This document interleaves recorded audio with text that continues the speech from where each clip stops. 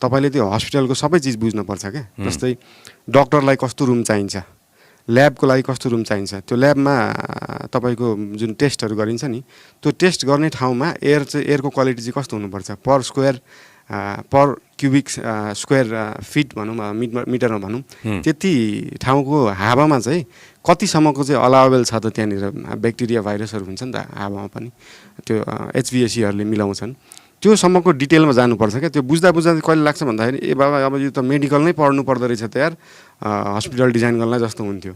तर त्यो राम्रो कुरा हो नि त, हामीले अब हस्पिटल डिजाइन गर्दाखेरि त्यो कुराहरू बुझ्न पायौँ नि त।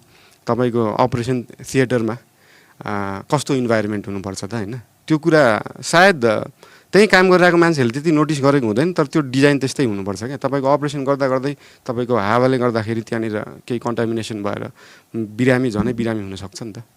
त्यो कुराहरू सबैमा हुन्छ। जस्तै हामीले स्कुल कलेजहरू डिजाइन गर्दाखेरि बच्चाहरूलाई कस्तो चाहिन्छ, डिफ्रेन्टली एबल्डहरूलाई कस्तो चाहिन्छ होइन, त्यहाँनिर आँखा कमजोर भएकोलाई कस्तो चाहिन्छ होइन, तपाईँको उमेर हदहरूलाई कस्तो चाहिन्छ, महिलाहरूलाई कस्तो चाहिन्छ, छोरी मान्छेलाई कस्तो चाहिन्छ। जस्तै अब थोरै अलिअलिले सुरु गरेका छन् होइन, तपाईँको यो सेनिटरी प्याडहरू तपाईँको स्कुलमा ब्यागमा बोकेर जान्थे, त्यही भएर केटी मान्छेहरूले बच्चालाई मेरो ब्याग नछो भनेको हो नि त होइन।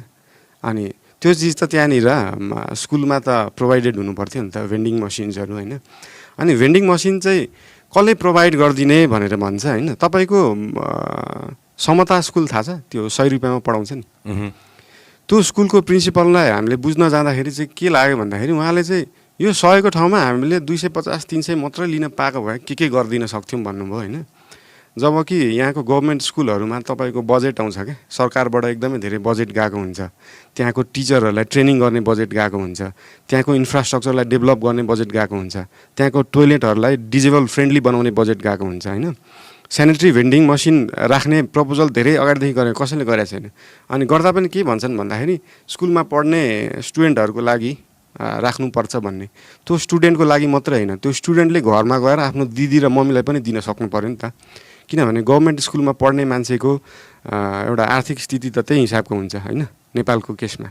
भनेपछि त उसले त पहिल्यै आफ्नो नामसाम टिपाएर मेरो घरमा मम्मी हुनुहुन्छ, दिदी हुनुहुन्छ, बहिनी हुनुहुन्छ भनेपछि त छोरा मान्छेले पनि आफ्नो मम्मीको लागि त्यहाँबाट लिएर जान सक्यो नि त होइन। किनभने त्यो म स्पष्ट रूपले भन्न सक्छु कि त्यो सेनिटरी प्याड भेन्डिङ मसिनले त्यो राखिसकेपछि त्यहाँ चोरी चकारी हुँदैन क्या। यस्तो चिजमा चोरी चकारी हुँदैन, यस्तो चिजमा त्यहाँ भ्रष्टाचार हुँदैन, कसैले त्यहाँ चोरेर लानेवाला छैन क्या। त्यो यो सानतिनो कुराहरू तपाईँको यो हामीले स्कुल डिजाइनहरू गर्दाखेरि होइन, स्कुलको अब प्रोजेक्टहरू गऱ्यो, अब अहिले त गभर्मेन्ट स्कुलहरू धेरै राम्रो हुँदैछ होइन, तपाईँको कम्प्युटर ल्याबहरू हुन्छ होइन। अनि तपाईँले अब हस्पिटल